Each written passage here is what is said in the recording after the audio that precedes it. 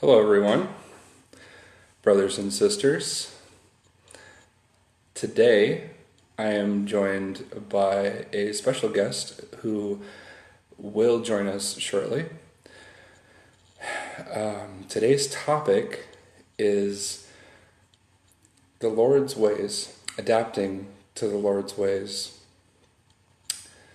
That could go in many different directions, and I intentionally made it a somewhat vague topic because our guest today does have a lot to say on the topic, and I wanted this to be put in a way that the Spirit guides us. So may it be in the name of Lord Rayo. Again, happy to join you and happy to have you with us. Even if you can't make it to view the live stream, go ahead and invite your family and friends, and they'll get to view the next one, or invite them to see the one that we will be sharing in the congregation after the live stream is ended. It will be shared publicly. So, where to begin? I was intending on depending upon my guest to assist me with that, but he's not here with us yet. So, while we wait, let's talk about adapting to the Lord's ways in Exodus from Babylon. There's a few things that we would like to expect from people when they come down here, when they go from the United States south to Baja, where we have made it very clear, as has our Father in heaven made it very clear, that Baja is a protected zone, Baja Norte, where the Exodus has been called to. So if and when people do make their Exodus and they want to commune with the Lord's clergy while they're here, we have some expectations of them in adapting to the Lord's ways. Some of those things are very simple and very reasonable. They're all very reasonable, actually, but some things you may not expect. So let's just go over the simple ones first. One of those things is no smoking. If you are a smoker, we do have patience with you, but we expect that you quit by the time you arrive. There is no smoking tolerated in our group. And if you do relapse, then that could be detrimental to your health. And we do not want you to damage your body, nor does the Lord. And it is a commandment of His not to damage your body. So that's something that's just obvious. So if you do anything to deliberately damage your body, then you are breaking the Lord's commandment about loving God and loving each other. Part of loving each other is not hurting each other. Part of not hurting each other is not hurting yourself. Part of loving God is not hurting yourself, because God doesn't want you to hurt yourself. So part of loving God is obedience as well. And that's another thing that we can talk about when it comes to adapting to the Lord's ways, is obedience to His ways. For some things, it can be difficult to adapt, but if you have it foremost in your mind, then it won't be so difficult to adapt to His ways when it comes to being obedient. Fear of the Lord is a healthy thing. So, without further ado, now that I know that our guest is present, I'd like to introduce him, Cardinal Joseph Monti. Welcome, brother. Hi. Thanks for having me on the show today. So we are live streaming to our guests, but this will be posted as a recording in the congregation. Okay. And it's asking me if I want to tag Joe, and I'm going to go ahead and do that. Oh, that's kind of weird. Facebook does that. It recognized you. You just had to say my name, and it knew to tag me. Yeah, it might have recognized your face. Oh, yeah, that's true. Well, that's even creepier. Okay, welcome to the 21st century. I'm tagged, and I'm on the show, so thanks for having me. So today, if you didn't hear us, brother, what we were talking about is adapting to the Lord's ways. And so far what's been discussed is adapting to very simple commandments when making Exodus, but we can go any direction with that. So far I've talked about not damaging the body and the basics, like not smoking, but there's also things like you don't drink excessively, you don't take unnecessary medications, no use of recreational drugs whatsoever. Those are a few of the basic things, but there's a few others, isn't there? Yeah, and that covers a lot of the foundation there, because I think you made the point. You don't want to harm your body, and you also don't want to harm yourself spiritually. And sometimes that stuff can have a detrimental impact if if you're not being responsible. So it's important to be responsible. What about the impact it might have on others? Well, that's the other thing too. If you're damaged spiritually, whatever you got going on, you're putting out there, and that's going to have a detrimental effect on other people around you as well. So anything you're going through, expect other people are going to catch wind of it, and they're going to feel that effect as well. When you make Exodus from Babylon, you're setting a really good example to your loved ones. When you set that example, everything else that you do in life also sets an example as a Israelite. So whatever they see or know that you're doing while you're here with us, they believe that that is condoned by the Lord. They believe that those are our ways that you're exhibiting. Yeah. So consider that also, that everything you do, the moment that you tell people about the Lord, that you do anything the Lord commands, when people know about that, they think that everything you do is what the Lord wants you to do. Yeah, exactly. And anybody who follows the Lord, even if you're not holding an official clerical position, you represent Him. You are part of His entourage, if you want to put it that way. So everybody who sees what you do is, again, like you said, they're going to expect that the Lord condones that or commissioned that. And so it's no matter where you are at any point in the game, whether you're just a follower, I shouldn't say just, that's a huge thing. Big. Whether you're a follower or whether you're at the highest position, you have to represent Him in everything you do. Yeah, that brought to mind something.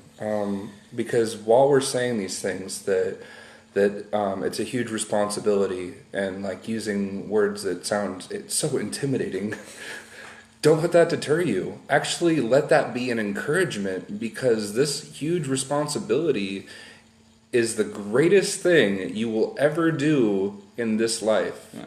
And it's a great honor, not just responsibility, it's a great honor to serve the Lord in the ways that you're capable of doing. Mm-hmm. And you don't have to take huge leaps and bounds in your service to the Lord. You do what you are capable of doing. And what you are comfortable doing and what you are ready to do, it should be in line with the minimum, but it should not be a limitation to what you are aiming for. Always aim higher, and you will please the Lord in what you're doing. Yep, that's a good point. One of the points I wanted to bring up based on this topic, and I think this is kind of going in line with this now. Keep something in mind about just who the Lord is and something about His nature. When people say He made a sacrifice, or that they're not underplaying that. I mean, the sacrifice is more than people can imagine. It's not. I think that a lot of what Christianity, especially modern Christianity, has done is kind of distorted that a little bit. But think of it this way: the sacrifice really is the life that He laid down to give us life back in return, and He does this. He did this in the biggest of ways. He did it 2,000 years ago, and He did it when He came back. He didn't really have to, but He did, and that set a whole list of things in motion that are ultimately going to weigh in the benefit of the people who are righteous and who support Him and who He deems are worthy. But the other thing to that too is He does it in the smallest of ways. He makes daily sacrifices for His people. Just from the smallest of things, just making sure that everyone's cared for, just making sure everybody has what they need and that they're happy and that they're not overburdened and that they're that they have the spiritual and the physical fruits that they need to sustain life. He does this all the time. He's constantly protecting and providing for his flock. He's setting a really good example for all of us, because really we should all be sacrificing for each other too. Yes. And we do. Yeah. Our presence here is not by coincidence, nor will yours be. When you arrive, everything that you do here is what you were meant to do. And every mistake that you make are things that you're meant to learn from. All these points of growth are for you and for those around you and for those that will follow you, those that are behind you, those that are yet to come. We don't know how much time we have left in this world. We don't know how much time we have left in this place in the world. But while we're here and while we're able to do better, we try. And we do everything we can to sacrifice to help it become easier for those we care about. And you are amongst them. Even if you're not here with us now, we are making preparations for you so that when you arrive, things are easier for you. But at the same time, we can't make things too easy for you. Otherwise, the growth for you would be lacking. And you might not learn the same things that we did when it comes to banding together and doing what's right for the greater good. If we held your hand through this whole process, would you really learn so much? Or are you ready to go from being spiritual children to being spiritual adults? We're certainly aiming for that ourselves, to be spiritually mature. So we would help to facilitate that for you too, with the experiences that we've had. Brother Joe and I, we've been doing this for almost 6 years. Yep. It's been a while. It has. And every moment of it has been worth it when it comes to spiritual growth, at the very least. Yeah, and I can't say it's been easy. No. We've been through especially when you're with me, right?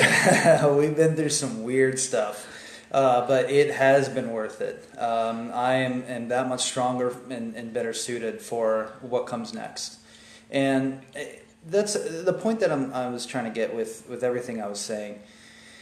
If we put ourselves in the Lord's shoes, and this is something that He stresses to us constantly, put yourself in the other person's shoes. See what they need. And if you're thinking first about the needs of others around you, you know what? Eventually your needs align with theirs and everyone else around you, and eventually everyone comes into a sort of consensus with each other. Sometimes you find that those needs are already there and already exactly the same, especially when you do what Brother Joe just recommended, by seeing it through someone else's eyes, by really, truly exploring what another person's perspective is on the matter.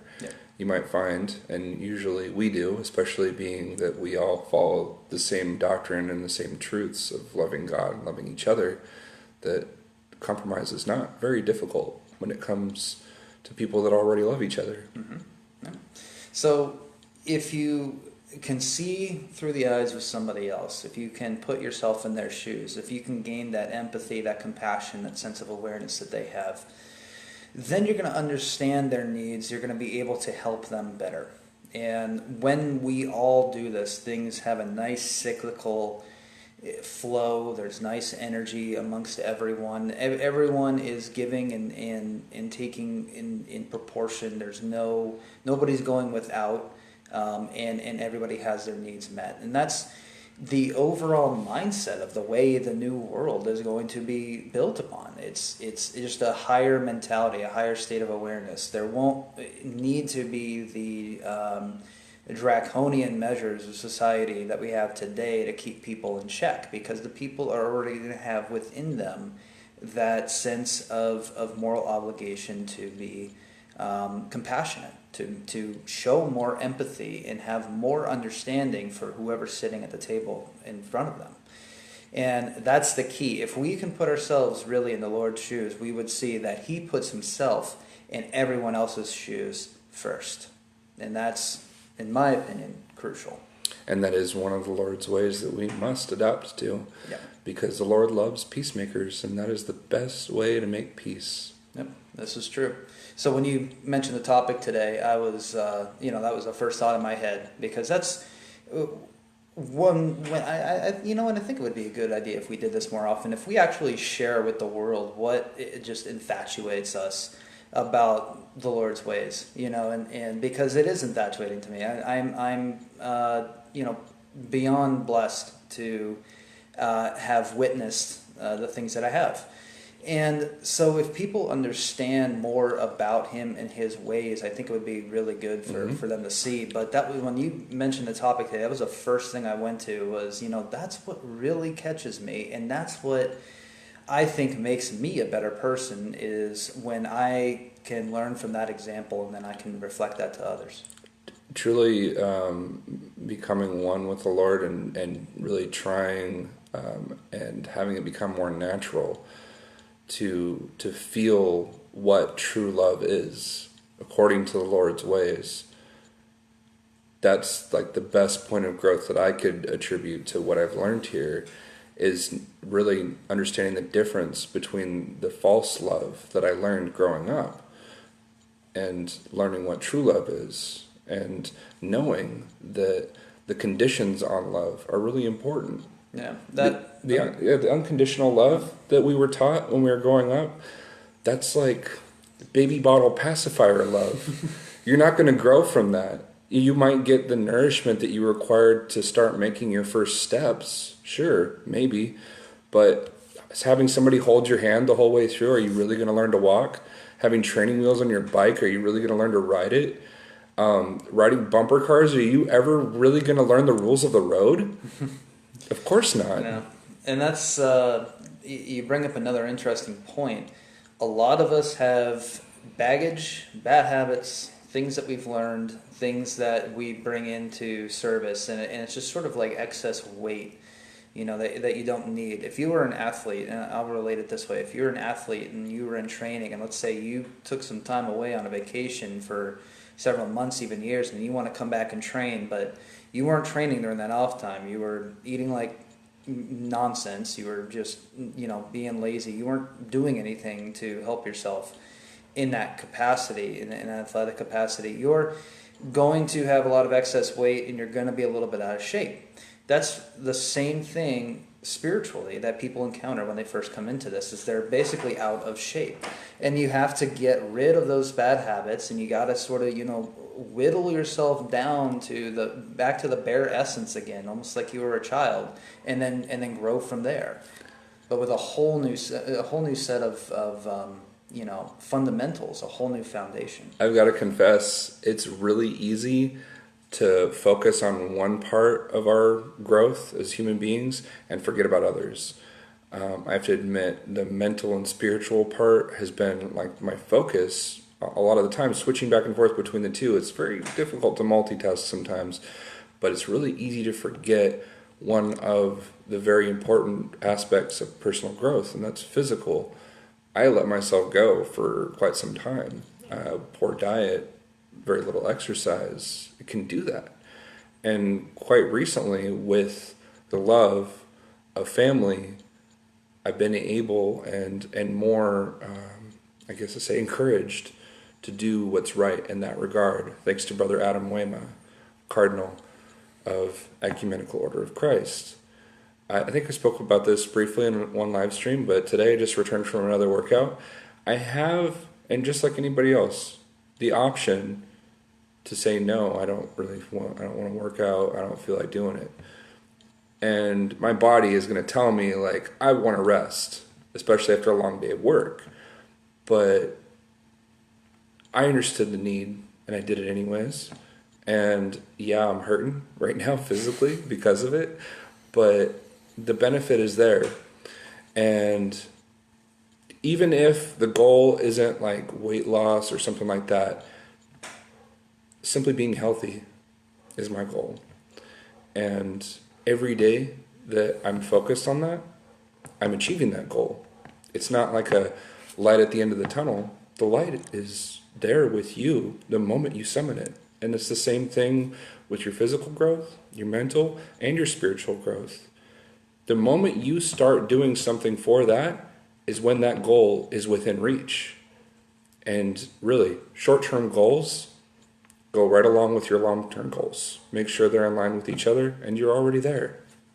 Don't feel too bad. I'm still sore from my last workout too. Well, I've been wearing a bodysuit that's like making me sweat like crazy. So It's brutal. yeah. I'll just say this: I hate legs day. Me and legs day never got along. I hate and love cardio day equally. My coach, I was a golfer in college. My coach got on our case all the time because we were wimpy little golfers, and he was complaining that the girls' volleyball team could squat more than we could. And I still, to this day, legs, oof, brutal. Yeah. Anyway. Fun facts for the day. Yeah, come on down. We're going to kick your ass. Yeah. With love. Yeah. With love from Baja. Yeah. Well, thanks a lot, guys, for having me on here. It's a pleasure, brother. Brother Clark. And, yes. Yeah. And we're going to do this again.